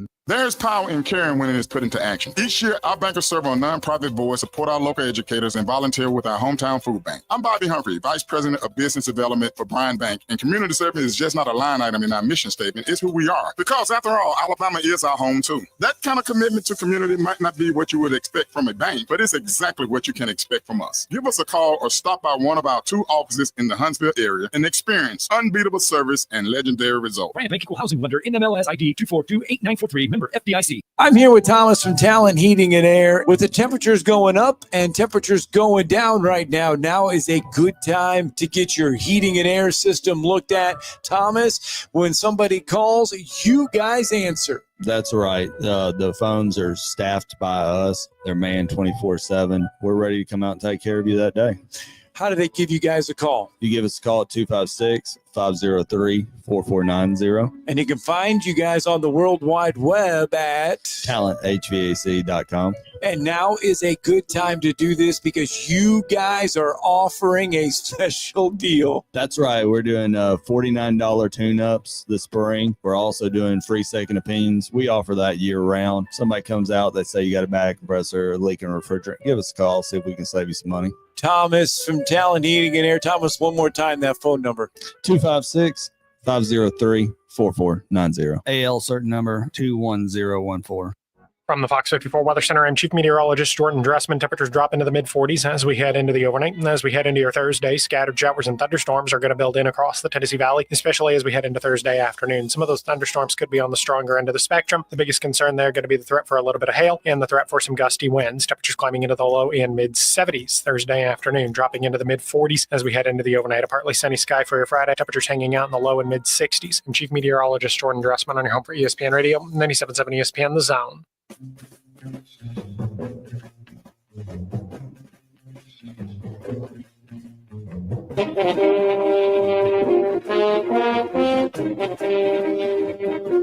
Welcome back, Thom Abraham Show. It's a Throwback Thursday. We're throwing back to some classic NFL Films music in honor of John Madden, who would be 89 years old today. Great John Madden. Of course, it's opening day at the Masters as well. We're doing the best we can to keep you posted on what is going on the scoreboard there, where Scotty Scheffler right now is, it looks like, where did Scotty Scheffler go? He's still at 3 under. So Scotty Scheffler now, Justin Rose and Terrell Hatton both at 4 under. So it's a perfect day for scoring over there in Augusta, and they're getting it done right now.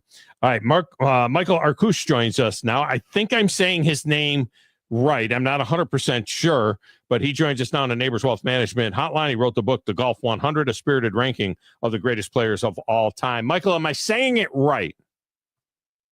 I missed the first part. How did you pronounce it? I said Arkush. When I look at it, I want to say Arkush. Is that right? Arkush is even better.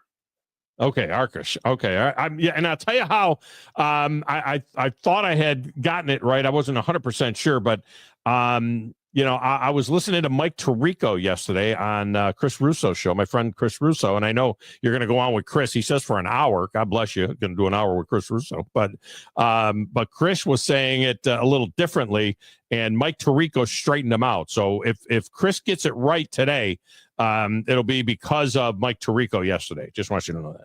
Oh, I'll thank Mike for sure. Thank you for telling me that. That's the way it goes. All right. So anytime you try to do something like this is brutal. I mean, this is really, really difficult to do. And I'm sure you understand there'll be more arguments about this. Once you get out of the top 5, 10, something like that, there'll be more arguments about this, right? This reminds me about when Kurt Smith did the book on the greatest baseball, the top 100 baseball broadcasters. There's like Vin Scully, and then we start a fight.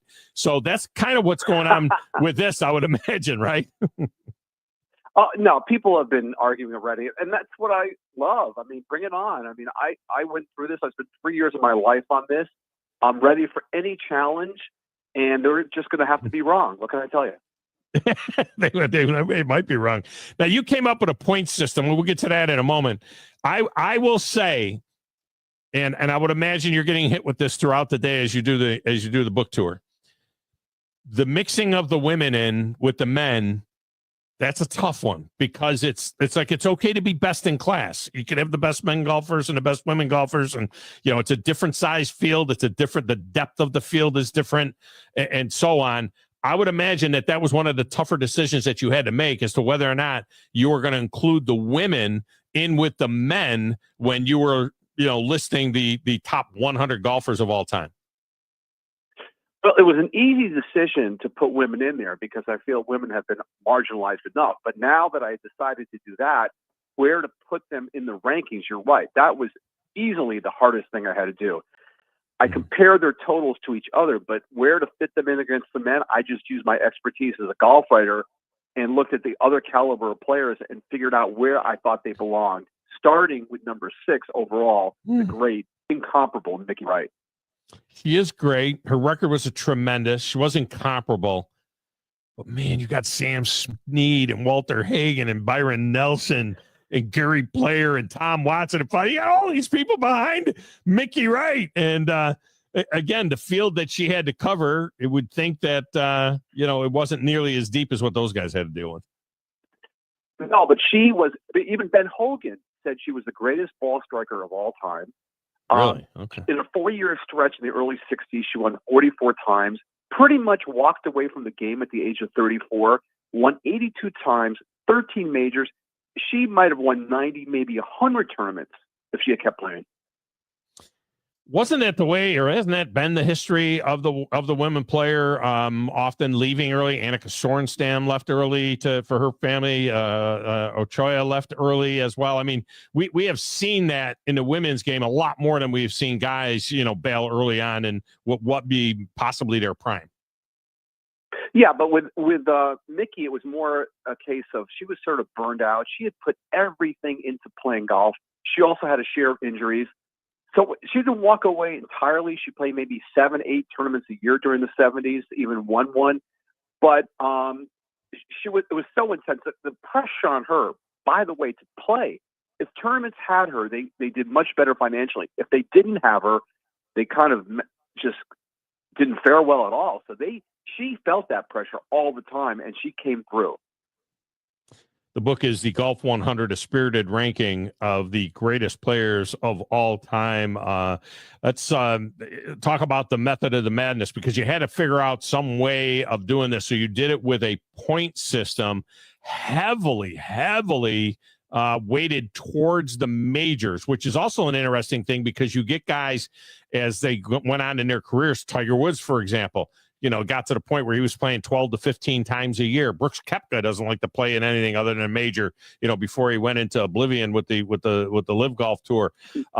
So you have some of that as well. It wasn't like a points per event type thing. It was more just a cumulative points, correct? Absolutely. Majors are the barometer of greatness in golf. They have been for a long time. They will be forever. You can win the John Deere Classic, great. You can win a lot of other regular events, but how do you perform on this big stage, on the toughest courses, against the toughest fields, where history is on the line? That's what we're watching this week. Guys, let's see what happens when they have that kind of pressure.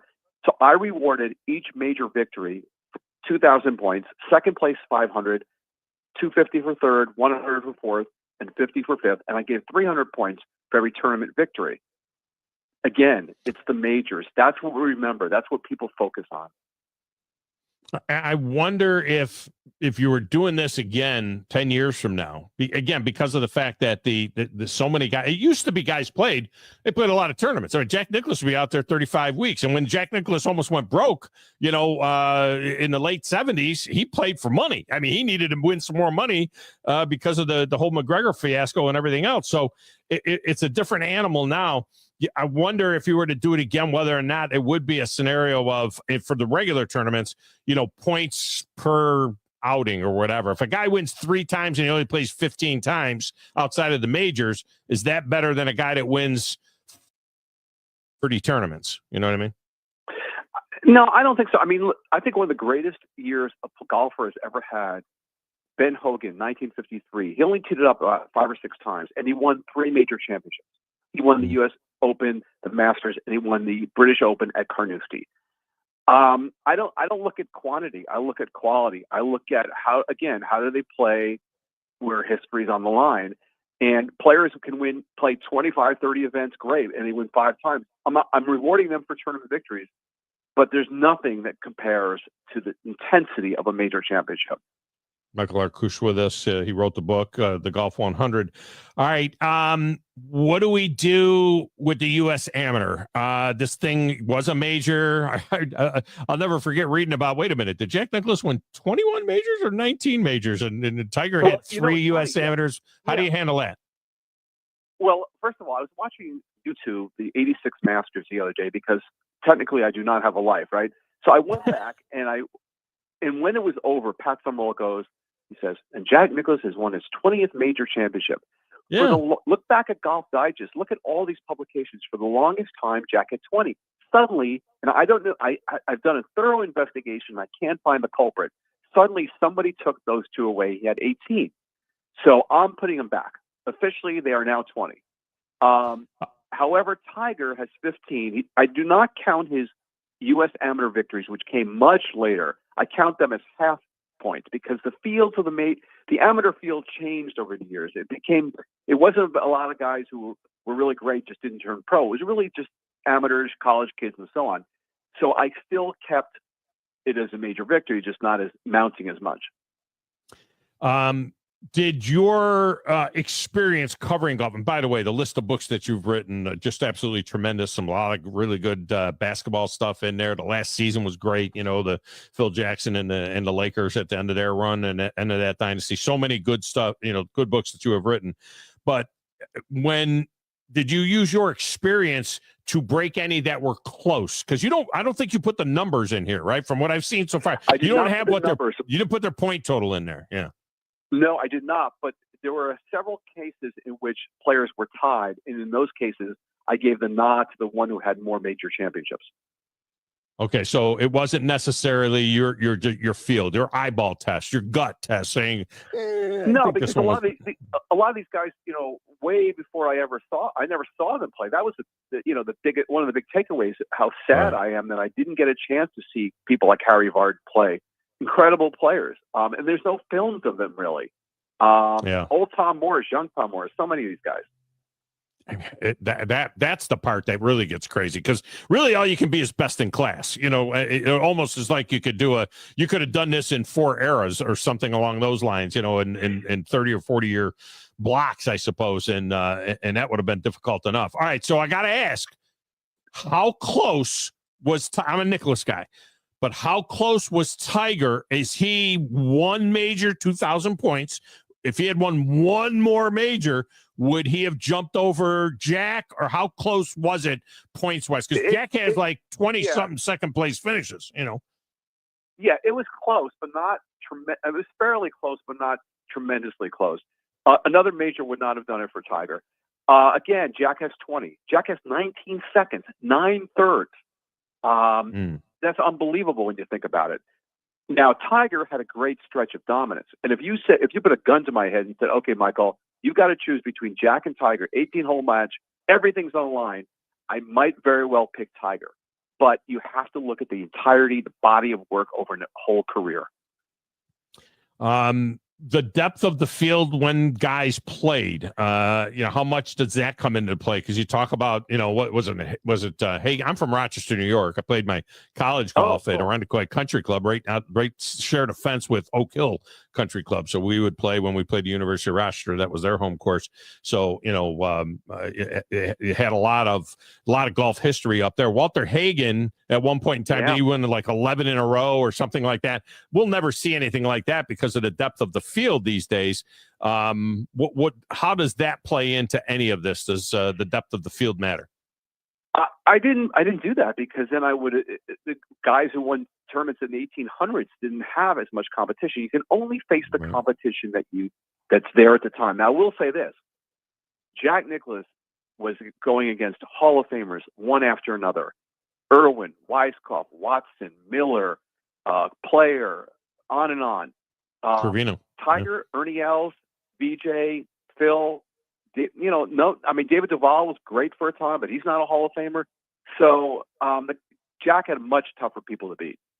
It's going to be very interesting going forward because, I've talked earlier in the show today about the fact that, Rory McIlroy had 4 by the time he was 25 years old. Now it's been 11 years. Yep. Jordan Spieth had 3 by the time he was 23. I thought Jordan Spieth had won the Masters 4 times by now. I mean, remember how he came out second, first, second? I mean, he was at the top of the leaderboard every year in the Masters. And then these guys fall off. And I don't know if it's the obscene amount of money that they make now, or do you ever feel like we're going to see anybody even get to double-digit majors ever again? Well, I mean, there are a couple. I think Rory still has his chance. He's at 4, and it's incredible to me and a lot of people that he's still stuck at 4 after 11 years now. We'll see what happens this week. But he's turning 36 in May. It's not out of the question that he can get up to 10. It's going to be difficult. And Koepka's at 5, and he could get up to 10. Other than that, I guess Scotty's got 2, but with a long way to go. There is no likely logical candidate you would think who would get into double digits. When I think of Rory, I feel like when he gets 5, then he'll have 8. You know what I mean? It's just going to automatically. It seems like when he breaks through, he's going to have a run where he'll win 4 majors in 3 years or something like that. He'll go nuts.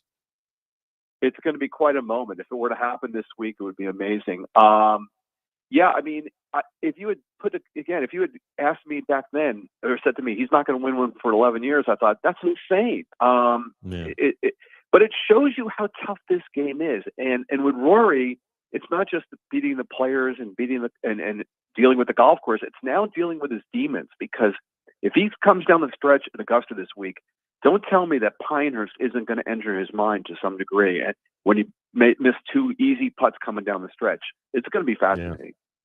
Michael Arkush with us here. He wrote the book, The Golf 100, a spirited ranking of the greatest players of all time. A massive, massive undertaking to figure this out. Any bonus points for career Grand Slams? That's amazing to me, because we think about Rory. Also, Spieth. Spieth needs a PGA next week or next month. If Spieth can get a PGA, boom, he's got a career Grand Slam. But there's only 5 here. You got 100 guys and gals on this list. There's only 5 that have ever won the career Grand Slam. Did they get any bonus points if they were a career Grand Slam fisherman or golfer? No. I mean, Gary Player, of course, and Sarazen and Nickel. I mean, no bonus points specifically for that. But it's just we haven't had it in a while. We haven't had it since Tiger got it, right? So. It just shows you, again, how tough this game is. Jordan is only 31 years old. Let's remember, though, that he still has, we hope, a long career ahead of him. Yeah. Putting has been the bugaboo, with him. It's just always so weird. Here's a guy that drains 12-footers like they're nothing and shanks 4-footers, which is just weird, when that happens. All right. Spieth, by the way, for some of the contemporaries that are on the list, Spieth at 59. Where does Rory come in here? 25. 25. Okay. This week, we'll get into the top 20. So he jumps over Faldo. Yeah. Yes. All right. Faldo and Francis, we met. Yes. Yeah. So he jump over those guys. My plan is to do a paperback version next year and incorporate the results of this year's tournaments. And I think, Rory's got a good chance of getting right back, getting up to that top 20 for sure. Yeah. Well, I mean, now that you have a system in place and you got numbers for all of these guys, I mean, it wouldn't be bad to even update it, every 4 years or something like that. Would be kind of cool to see where they ended up. Who surprised you when you got done with the math? Did you say, wow, Lee Trevino, 15? I didn't think that was going to happen. I mean, was there anybody jumped off the page at you? Yeah. Well, I was surprised that Scotty Scheffler didn't make the list because of all his success the last couple of years, but I crunched the numbers. He didn't get there. Justin Thomas was very close. He didn't have the numbers. I also had a rule, it's my book, my rules, right? So I had a rule that any person who won 3 majors from 1900 on is in the list. That puts Padraig Harrington in there. He had that great stretch in 07 and 08. Even though he doesn't have, a great amount of victories on the tour, I mean, it's so hard to win 1 major. To win 3 is incredible. Yeah. So really, I mean, it's about their career, obviously, because when you talk about Scotty Scheffler, you can look at this list and say Scotty Scheffler's better than half these guys. But but who knows? Maybe he's David Duval, like you said, Duval looked like that, for a minute. And then he decided to lose weight and look like Tiger, and his game went away and it never came back. So you just don't know. It has to be their entire career. Yeah. That's why the greats, people like Nicklaus and Woods, are so amazing, because they sustained it over such a length of time. Yeah. I mean, Mickelson won his last major. He was 50. Tiger was 43. Jack Nicklaus was 46. You really wonder if any of these contemporary guys that we talked about will be, still contending for major championships when they're in their late 40s. I don't know that we're going to see that in the future. Maybe I don't know maybe if we're not. gonna see it now, but I do think one day we'll have a player win his major in his 50s. In the high 50s. We almost had Watson, which would have been such an incredible story in 09 at Turnberry at 59. He was one hole away from doing that. Okay. So I think we will get that at some point. Guys stay in shape to have these teams of extensive support groups. We'll get there.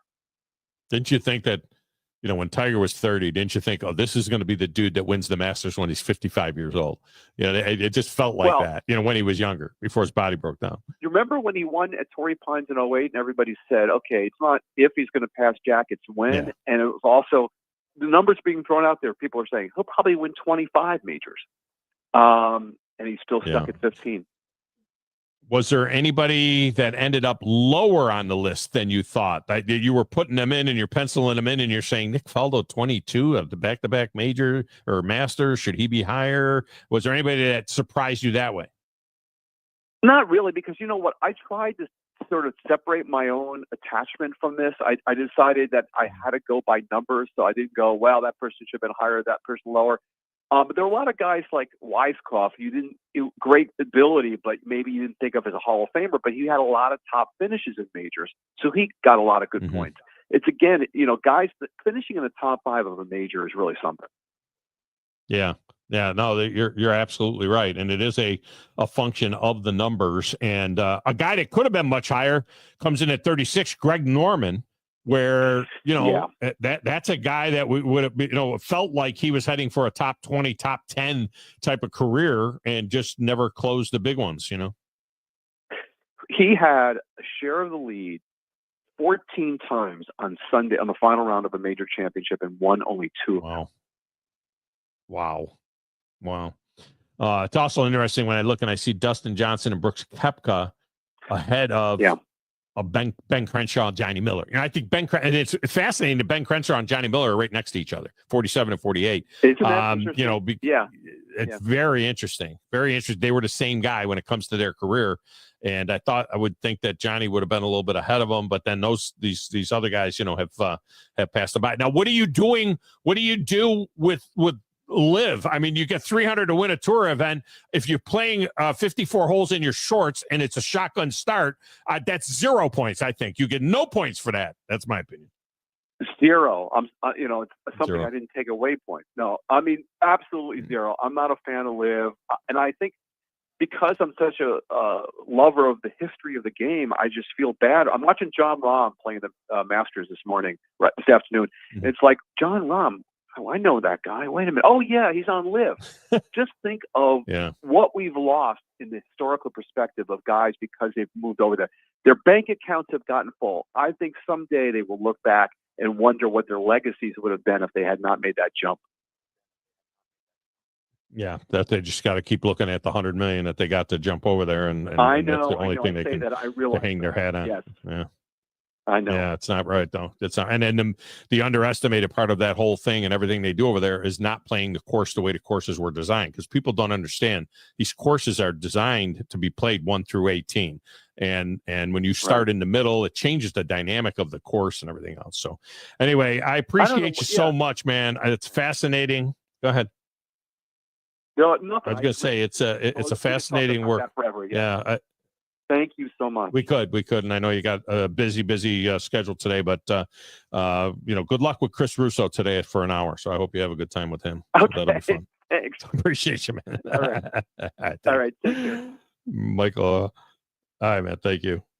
I've got the electronic version of the book, and it's one of those. It's like a bunch of mini It's like 100 mini biographies. It's really a fascinating thing.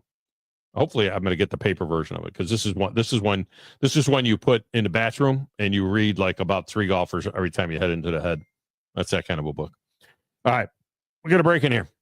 When we come back, phone lines go open. Got a couple of other topics to hit. It's the Thom Abraham Show. Back with more right after this.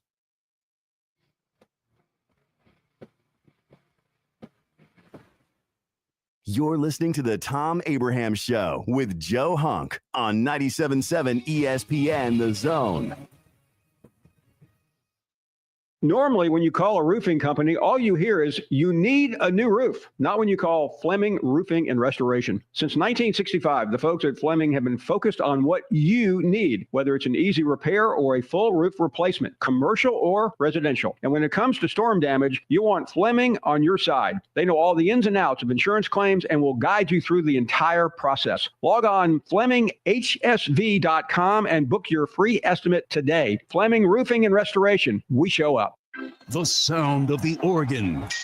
The crack of the bat. It is gone. The sight of watching the ball go over the wall.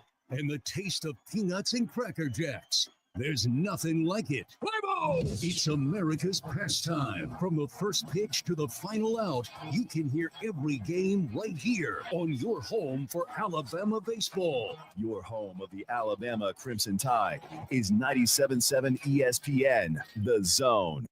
Organizations using Salesforce know how powerful the platform is and how much time, money, and headaches it saves if it's set up right and you know how to use it. Let's face it, Salesforce is complicated and time-consuming to figure out, and a lot can go wrong now and down the road without expert help. That's why most Salesforce users work with an implementation partner like Higher Echelon, so they get the absolute most out of their Salesforce investment. Higher Echelon is a 5-star Salesforce consulting partner who won Salesforce Military Hiring Partner of the Year. President Dr. Joe Ross is retired Army who played and later coached for the cadets. He puts that experience to good use at Higher Echelon, where they pride themselves on hiring veterans. Look, not all Salesforce partners are the same. Don't put your company at risk by going with an inferior partner. Higher Echelon is the trusted partner you can count on to get you up and running and seeing returns on your Salesforce investment in a fraction of the time it would take if you go it alone. Go to higherechelon.com. That's HIGHERECHELON.com to learn more. Go higher and go Army. Hi, folks. Bobby White back again for Woody Anderson Ford, inviting you to come test drive any one of our over 100 F-150s. From rock-solid, dependable work trucks to our state-of-the-art Platinum Series, we've got an F-150 for you. Test drive one today, and you'll understand why the F-150 is the best-selling truck in America, going on 48 years in a row. Just as successful offenses and defenses are built on teamwork, Woody Anderson Ford is powered by our people. Our sales and service teams are well-trained to save you time and money. And because we want your business again and again, no one will work harder to earn it. Our mobile service teams come to your home or business for oil changes, brake work, tire rotations, and more. And the great thing is you don't pay extra for it. We come to you with mobile service at no extra charge. Proud to be local, family-owned, and at your service for over 62 years. Woody Anderson Ford, Alabama's F-150 Superstore. I'm here with Stan McDonald of Jacob Title. Stan, I've heard that every real estate closing at Jacob Title is a very big deal. Why is that? Wes, I'm reminded of a very impactful statement that I heard from Coach Gene Stallings years ago when he talked about big games and little games. He said he didn't like that comparison. He says, because try losing one of those little games. And if you ever do, it ends up being the biggest game all year long. Well, it's the same thing with real estate closings. Every game, every closing is a very big deal at Jacob Title. Because when it's your closing and your contract on the line, it's a very big deal. And we understand that at Jacob Title. So it sounds like whether your client is a first-time residential buyer or a multi-million-dollar investor, they can expect your A game. That's exactly right. As a matter of fact, when you bring your real estate closing to us at Jacob Title, we understand it's all about trust and confidence. And when Stan McDonald tells you that a chicken dips snuff, you can look under his wing for the box. And like Beebs likes to say, there's no doubt about it. I'm here with Thomas from Talent Heating and Air. With the temperatures going up and temperatures going down right now, now is a good time to get your heating and air system looked at. Thomas, when somebody calls, you guys answer. That's right. The phones are staffed by us. They're manned 24/7. We're ready to come out and take care of you that day. How do they give you guys a call? You give us a call at 256-503-4490. And you can find you guys on the World Wide Web at talenthvac.com. And now is a good time to do this because you guys are offering a special deal. That's right. We're doing $49 tune-ups this spring. We're also doing free second opinions. We offer that year-round. Somebody comes out, they say you got a bad compressor, a leaking refrigerant. Give us a call, see if we can save you some money. Thomas from Talent Heating and Air. Thomas, one more time, that phone number.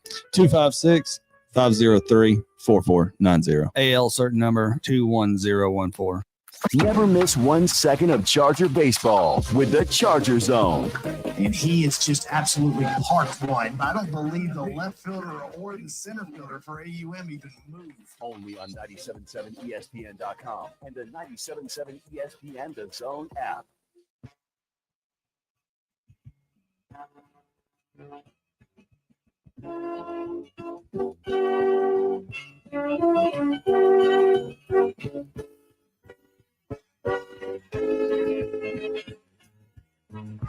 And welcome back, Thom Abraham Show.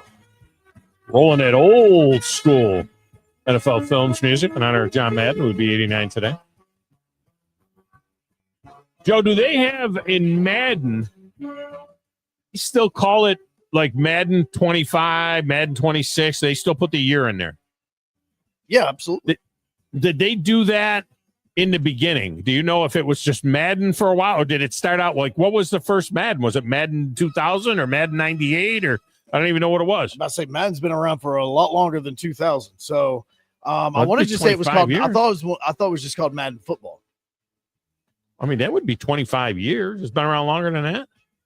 Yeah, no, it's been around since 1993. 93 was the first Madden game? Oh, my gosh. I had no idea. Actually, and that was only when it started like becoming like monthly. I mean, not monthly, but yearly. I want to say, honestly, the first Madden game actually may have been like in the 1980s, like 1988. No. Really? Look it up. Put the Google machine on that.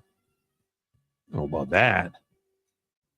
I do know that Corey Connors, a Canadian, is in the clubhouse with a 68 and has the early clubhouse lead.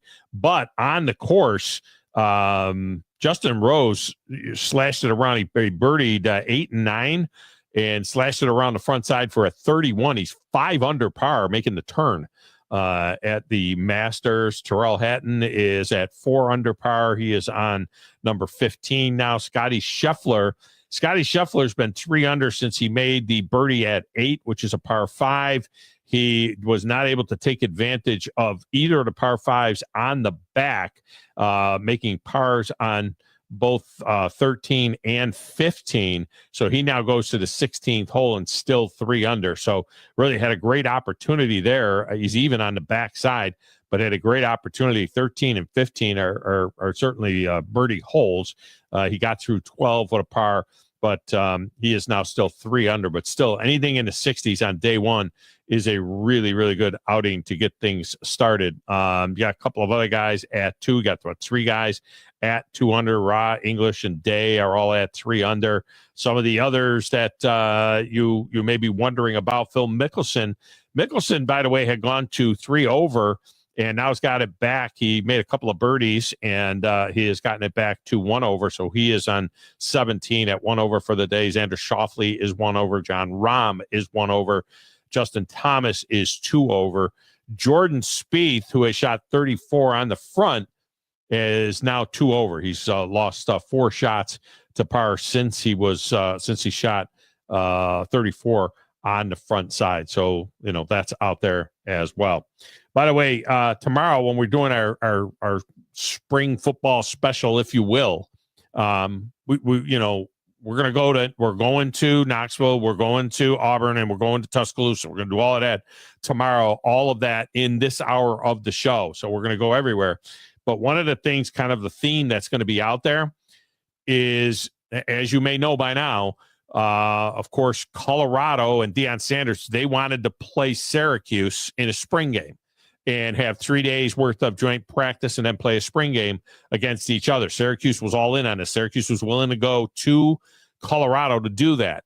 And the NCAA shot it down. I don't know what they would have done if they said, hey, it's the NCAA, you got no teeth anyway. We're just going to go ahead and do it. They didn't do that. They're not going to do that. But it does make you wonder, with everybody bagging spring games, with everybody doing basically glorified practices now in their spring games for the most part, not everybody, but so many schools have said, we're not doing a full-blown spring game. We're going to do it as a practice, if you will. You wonder, many coaches have all said, we would love to play somebody from a different part of the country. It's not on our schedule, and culminate spring ball with that. So I got to wondering about it. And of course, the only spring football that we see on a regular basis is the UFL, right? We got this, the United Football League, and about 700,000 people are watching that. You know some of the players, you don't know many of the players, but and that's a 10-week season. So could you imagine a scenario where we had 10 weeks of, oh my God, a guy just had a hole in one. A guy, Justin Thomas. Oh, that's an old one. That's got to be an old one. That's not now. He's not playing with Rom, and no, that's old. That was old. I just thought Justin Thomas threw it in a jar. That's an old one. On 16. Anyway, how cool would it be? Do we sign up for 10 weeks, 10 Saturdays of spring games? And you could start like in the South, whatever, from a weather standpoint, and you could go where, I don't know, say March 15th till sometime early May, something along those lines. And each weekend, you have another group of schools playing spring games. Be kind of cool. Wouldn't that be neat to have 5, 6, 7, 10 weeks of Saturdays in the spring with games? Colorado's playing Syracuse this week. Alabama's playing Arizona. Oh, look, there's Tennessee. They're playing Stanford. Every week for 10 weeks. A different game. That would be fun. All right, that's going to do it for us today. For Joe Hunk, I'm Thom Abraham. You all have a great day.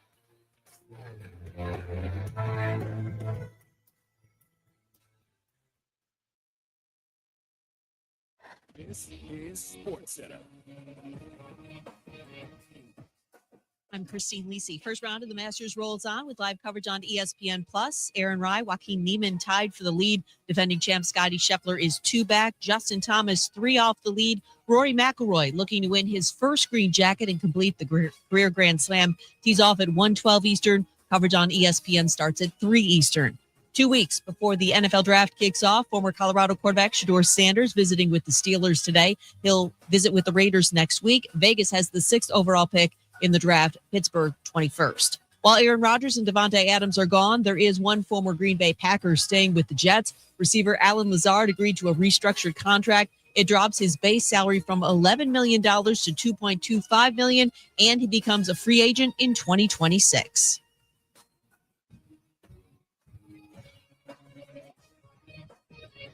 As soon as there's something on the line, that's when the best basketball comes out. Who will win to get into the SoFi NBA Play-In Tournament, April 16th and 18th. WZZN, Union Grove, Huntsville, Alabama. Your home of the Crimson Tide Sports.